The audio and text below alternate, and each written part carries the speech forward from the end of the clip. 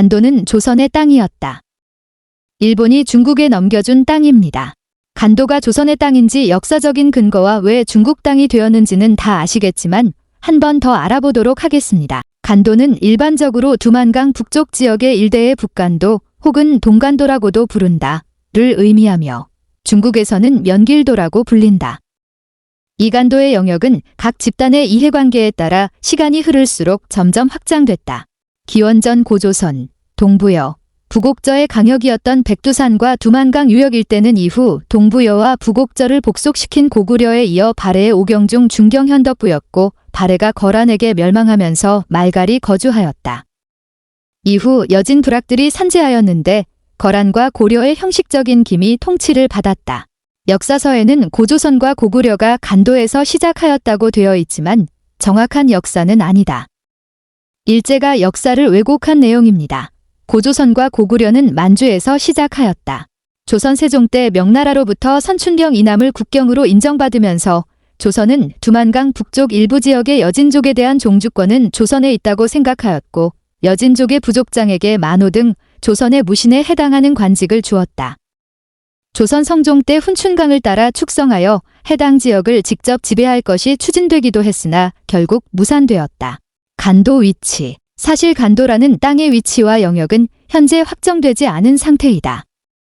일본이 중국에게 넘겨줄 때 역사 왜곡까지 하여 영토 경계가 정확하지 않은 상태다.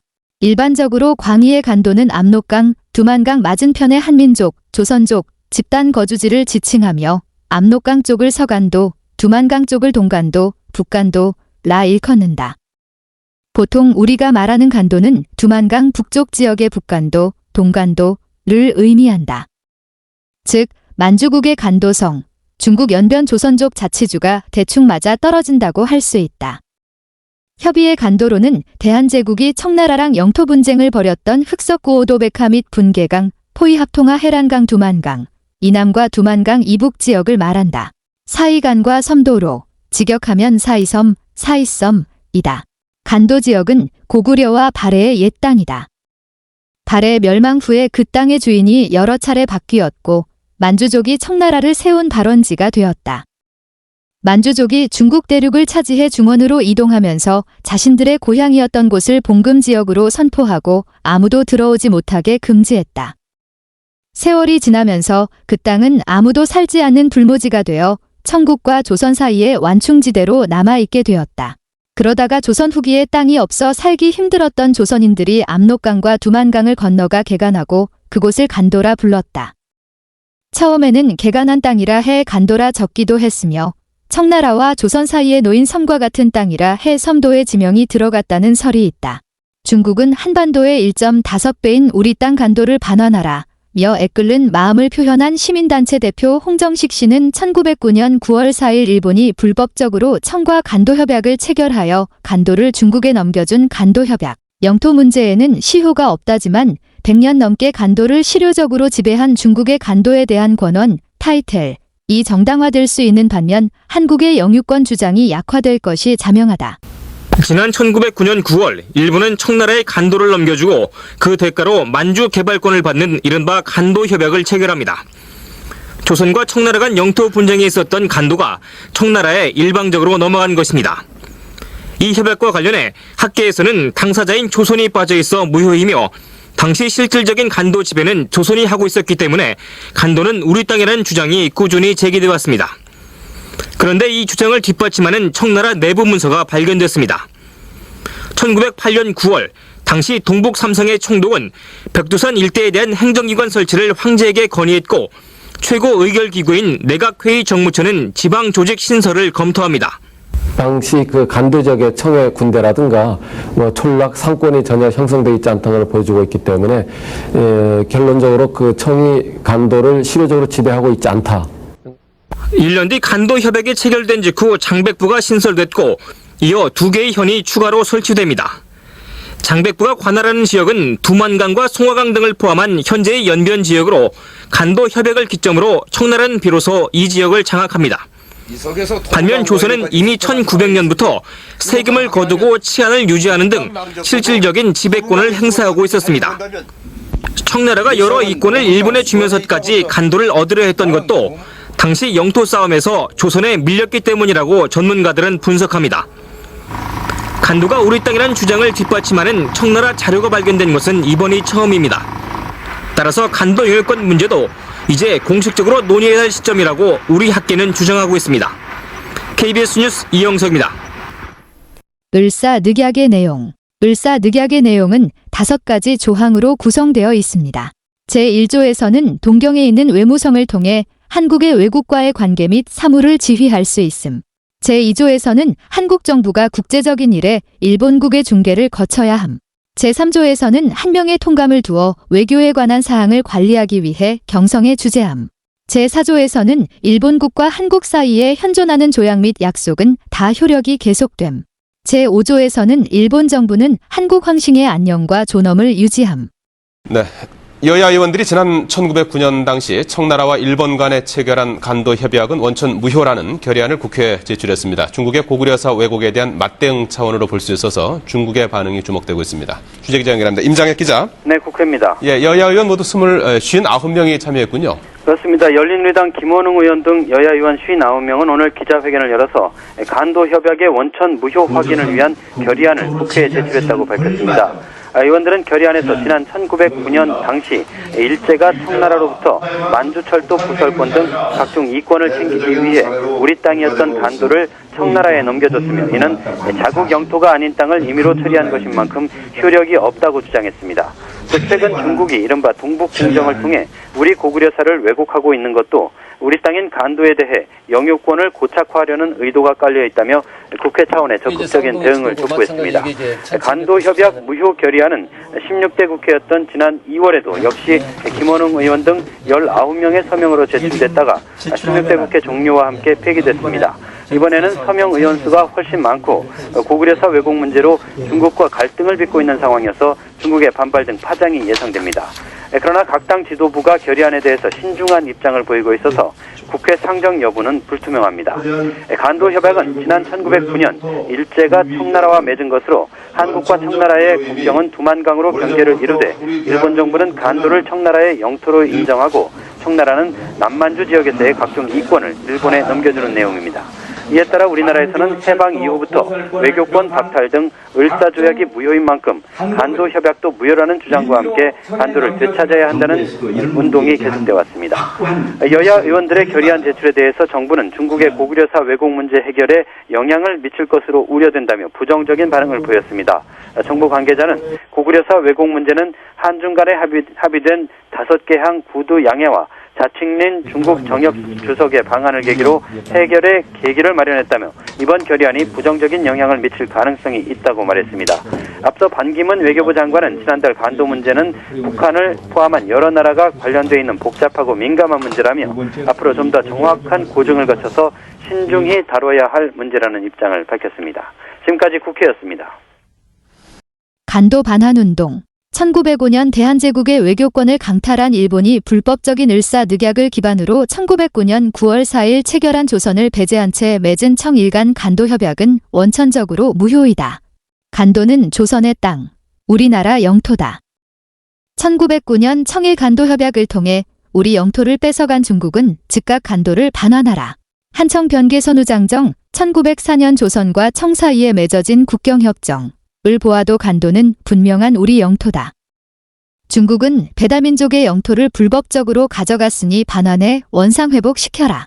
1945년 일제 항복 후 모든 조약이 무효화되었으므로 정부는 주권의식과 국가적 노력을 다해 동아시아 평화의 상징인 간도 영유권을 적극 주장해 잃어버린 영토를 반드시 회복하라. 청일 간 간도 협약이 명백한 불법 조약인데도 강제로 빼앗긴 오욕을 건국 이래 줄곧 방치한 정부는 간도를 한중 간 영토 분쟁 지역으로 공식화하라. 민족 주권의 중요한 사안인 간도 반환 운동의 국민들은 나라와 결의사랑 정신으로 힘차고 줄기찬 투쟁 대열에 모두 나서자. 이렇게 간도 반환 운동을 해왔다. 고등학교 국사 교과서에서는 명시적으로 간도가 우리 영토라고 주장하지 않는다. 단지 병자호란 이후 청과의 관계를 서술하면서 마지막 부분에서 간도를 둘러싸고 조선과 청 사이에 국경 분쟁이 발생하였다고 간략하게 언급하고 있다. 한편 2005년부터 고등학교 국사 교과서의 근현대 부분이 국정에서 검정으로 바뀌면서 간도에 관한 서술은 배치와 내용 면에서 강화됐다.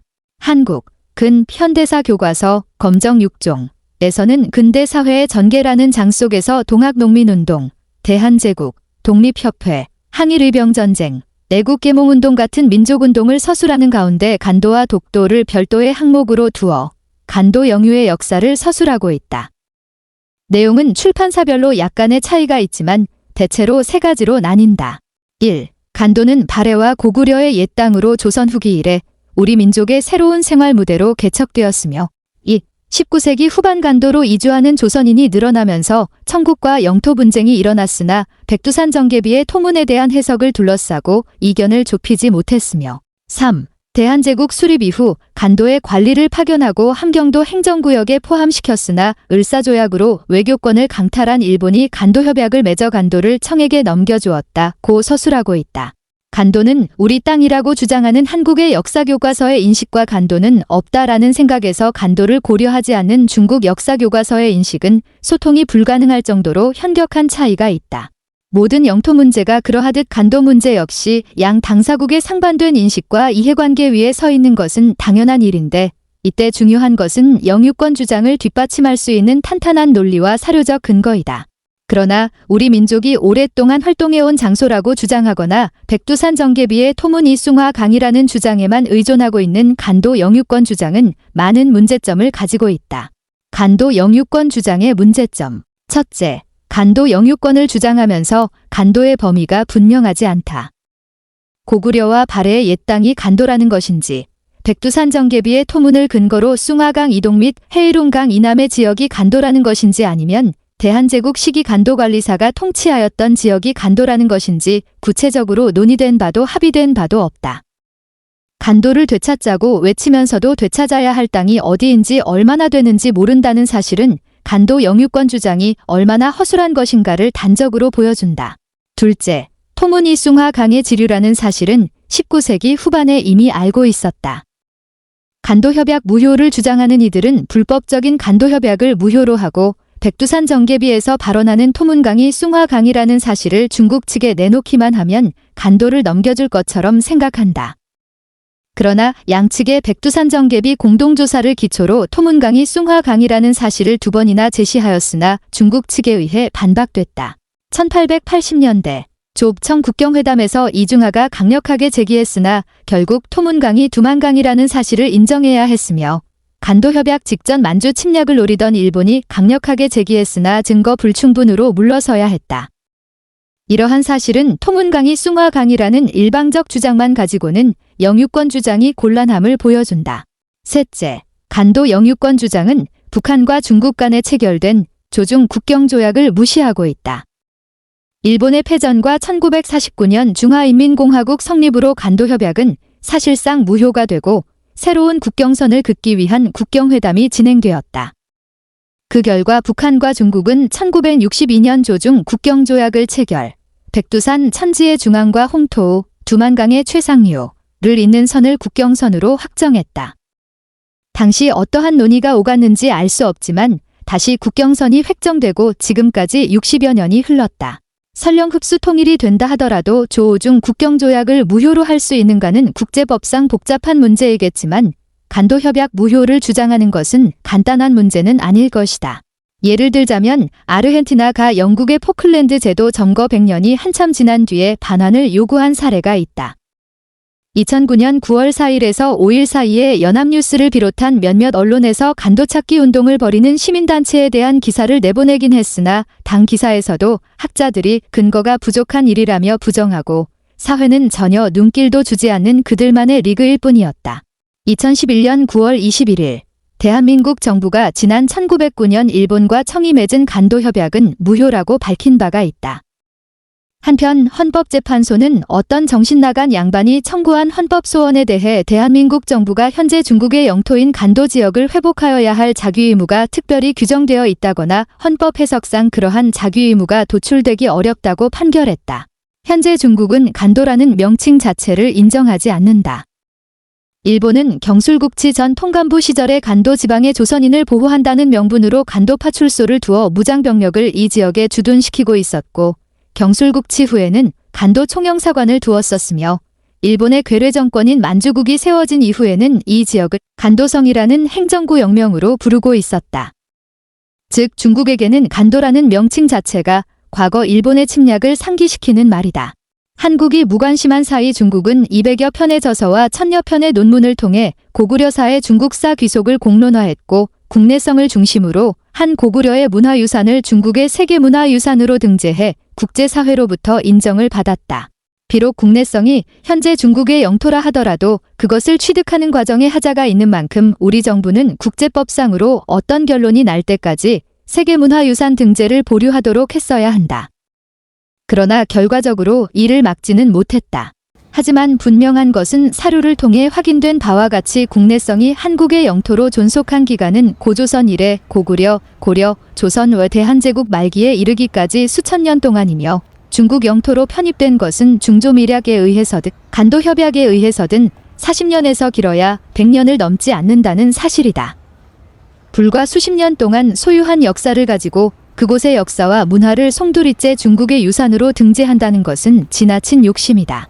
현재까지 압록강과 두만강에 한정되었으며, 옛날부터 우리 조상들의 삶의 터전이었고, 나라 잃은 슬픔을 위로해 주었던 따스한 땅을 일본의 식민지 역사를 거치며 잃게 된 것이다.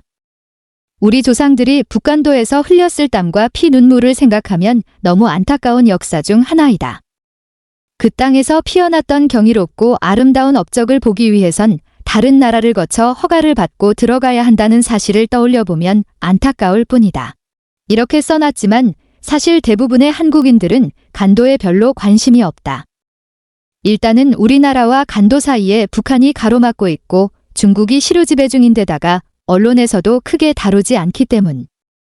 다만 추후 통일이 되면 간도와 관련된 문제가 제기될 가능성이 있긴 하지만 크게 공론화될 공산이 그닥 크진 않을 뿐더러 중국이 통일의 조건 중 하나로 중국의 시루지배와 조중 변개 조약의 인정을 내세울 가능성이 높기 때문에 통일 한국은 현실적으로 간도 및 백두산의 절반가량은 중국 땅임을 인정해야 할 공산이 크다는 주장도 있다. 사실 어느 정도 규모가 있는 영토 분쟁이 단순한 외교적 협상 따위를 통해 해결된 적은 인류 역사에서 거의 없다고 할 수 있으며, 결국 흐지부지 현상 유지로 결론이 나거나 아니면 전쟁을 통해 최종적인 소유권이 결정된 경우가 대부분이다. 간도협약은 법적 권한이 없는 제3국에 의한 영토 처리이므로 무효인 것이다. 이것은 조약의 제3국에 대한 효력 문제로서 국제법상 조약은 당사국에만 효력이 있을 뿐 제3국에는 영향을 미치지 않는다는 원칙이다. 즉, 일반적 성격의 입법조약을 제외하고는 제3국의 의무를 과할 것을 목적으로 하는 조약은 그 한도에서 무효이며, 또한 국제관습상 비도덕적인 의무를 부과하려는 조약은 국제법상의 구속력을 가질 수 없다. 그러므로 간도협약은 제3국의 권한을 중대하게 침해한 국제조약의 성격을 가지며 그 자체로서 주권 침해라는 불법 행위를 구성한다. 또한 일본은 간도 문제 해결을 위한 조약 체결 능력이 없으며, 간도는 청간에 논의될 대상이 아니기 때문에 간도협약에 의해 한국의 간도 영유권이 무효화될 수 없다. 한국 영토의 변경은 주권의 속성의 문제로서 오직 정당한 한국 주권의 행사에 의해서만 가능하다. 간도가 최근까지 중국에 의해 점유되어 있다는 사실만으로 주권 변경이 있었다고는 할 수 없는 것이다. 따라서 한국은 간도에 대한 주권을 포기한 일이 없으므로 중국에 대하여 간도협약의 무효를 선언할 수 있다. 간도가 어디인지를 알려주는 글이 있는지 검색을 동아일보의 특집 기사인 우리 땅, 우리 혼을 읽게 되었다.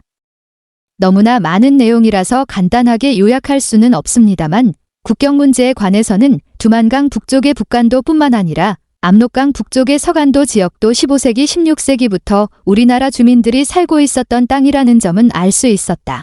현재 대부분의 우리나라 국민들은 백두산 정계비의 동쪽은 토문강, 서쪽은 압록강을 경계로 한다고 되어 있어 간도 문제는 토문강이 두만강인가 아닌가 하는 문제만 따지는 경향이 있지만, 사실은 압록강 북쪽의 서간도도 조선시대에 실효적으로 지배하고 있는 땅이었다는 것이다. 일제에 의해 간도협약이 체결된 지가 100년이 넘는다.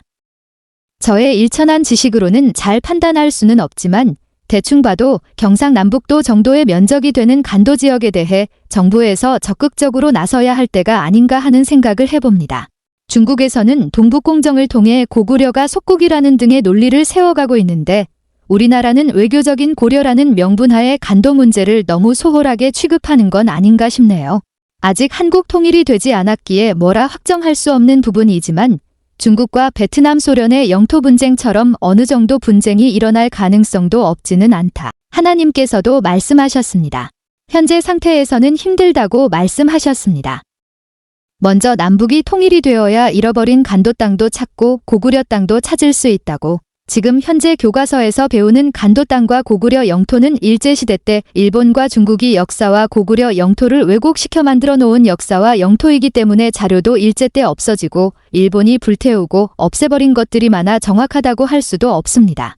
하나님께서 각 분야의 역사학자들을 여러분을 모셔 같이 연구하고 정확한 근거와 자료를 만들어서 대응이 필요하다고 말씀을 하셨습니다.